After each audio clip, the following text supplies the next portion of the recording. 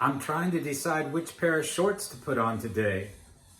The camouflage ones or the plain ones. What would you do? What would you do? What would you do? What would you do? I finally made it outside, made a decision about which shorts to wear, and here I am out in my garage.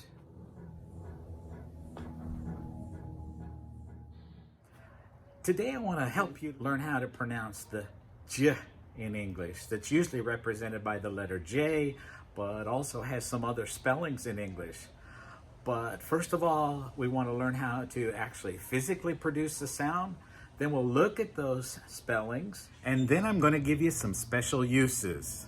So first of all, let's look at the actual pronunciation. The position of the mouth is similar to sh and ch. When we make the sh sound, the air just flows between our lips. Shh, shh. To make the ch sound, we add a a T sound at the beginning. Ch, ch. But to make the j sound, instead of starting with the T, we start with d. That means we hit our tongue behind our teeth on what we call the alveolar ridge. D.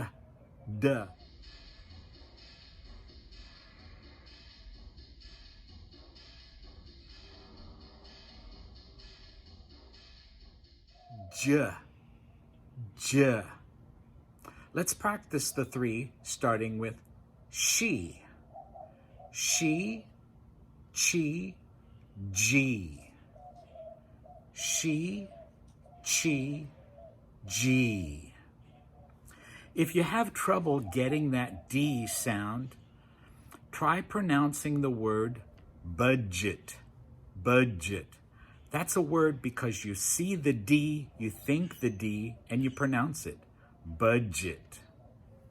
If you're still having trouble pronouncing the D sound, I have another video that works on that sound, and I'll put the link up above so you can practice that. Now let's try again. She, chi, G. And remember, we use that sound for two letters of the alphabet. We use it for the letter G and, of course, for the letter J.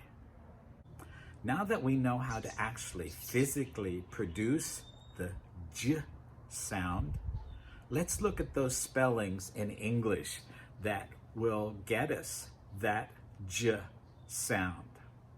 Now, the first one may surprise you because sometimes that letter D will get the J sound.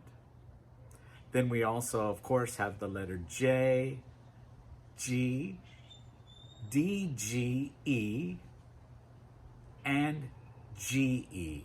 Now let's start with that D sound. This is one place that a lot of non-native speakers may not actually realize that they need the J sound.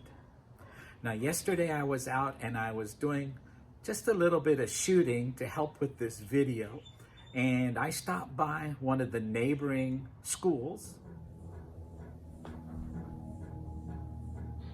Now, when you think of school, there's a lot of words that might be related to it that have this D sound. First of all, education.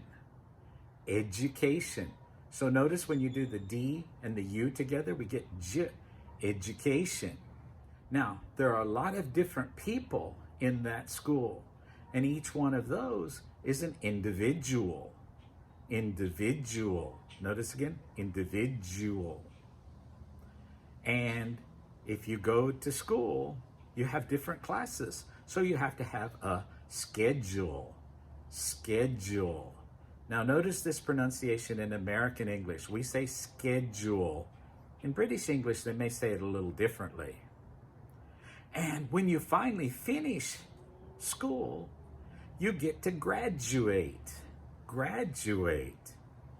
Now, This one can also be a little bit tricky because graduate is the verb, but the person who finishes is a graduate.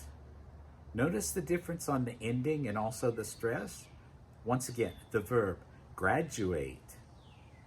The noun for the person, graduate. We get that schwa sound at the end, graduate. Now we just talked about school. So when you finish school, you're probably hoping to get a job. Now again, remember, like when we talked about how to pronounce the sound, make sure that you're hitting the j, job. Get the d sound first. Now, project is another word that has two pronunciations, depending on whether we're using it as a noun, project, where the stress is on the first syllable, project. If it's a verb, project. If you're a public speaker or an actor, you need to project your voice. The ject is where we get the stress, project. Now, hopefully soon we're going to be finished with this coronavirus. I don't know when it's going to be, but hopefully they're going to develop some sort of vaccine. If they develop a vaccine, maybe we'll get a injection. Hopefully, injection. Now, the letter G, especially at the beginning of a word, can also represent the J sound, especially if it comes before the letters E, I, or Y. Like in the country, Germany. Or something that's very huge, giant. Or when you go to the zoo, you'll probably see a giraffe. And right now they're closed. But if we want to get exercise, sometimes we go to the gymnasium. And all around us, we need one element. When we breathe in the air, we need oxygen. The letter G is usually not pronounced J, but more what we call the hard G in English when it's followed by A, O, or U, like in game and government and, I don't know whether you chew it or not, gum.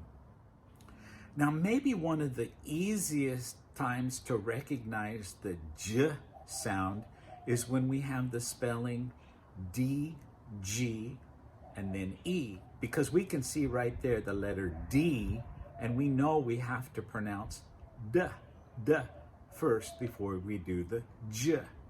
So, for example, in words like budget,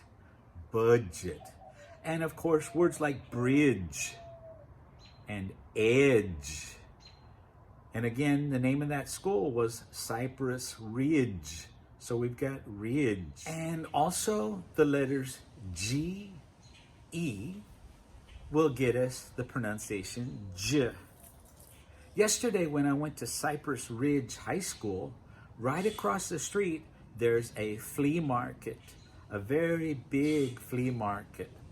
And the name of that flea market is Trader's Village. Other words that have that GE, when you're really angry, you feel inside rage.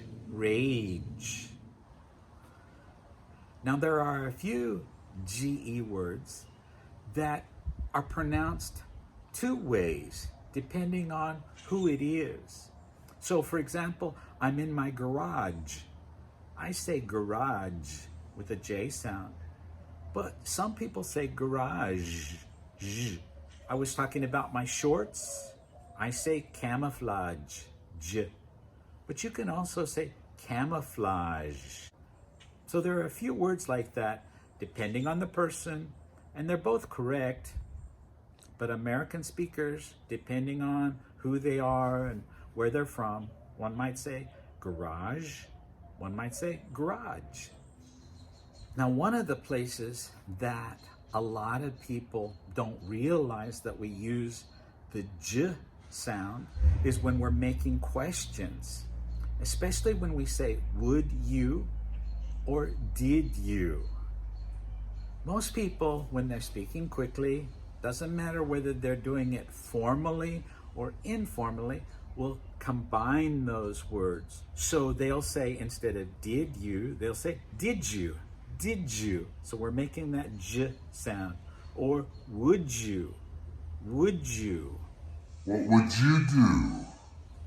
Did you understand? Would you agree with me? It's been a privilege to talk with you from here in my garage.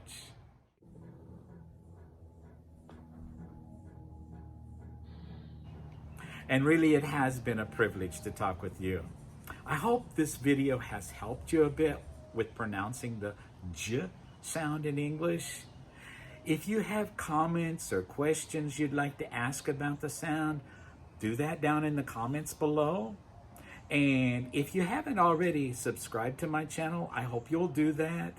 And if you'd like to give the video a like down below, super. I thank you all for watching. We'll see you again soon. All right.